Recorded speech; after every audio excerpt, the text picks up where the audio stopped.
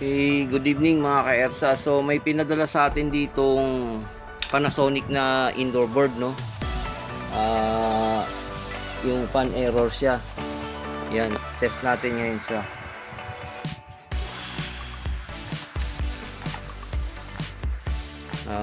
After natin to ma-repair mga ka-ERSA, check natin kung aandar ang motor. Ayan, mandar na yung fan motor mga ka-ERSA. Dito din siya. So ang history nito mga ka-ERSA, pinasukan ng butikian mga ka-ERSA. So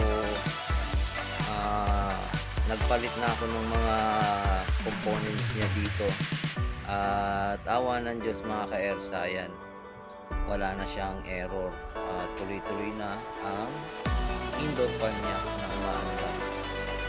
Okay na, thank you and God bless.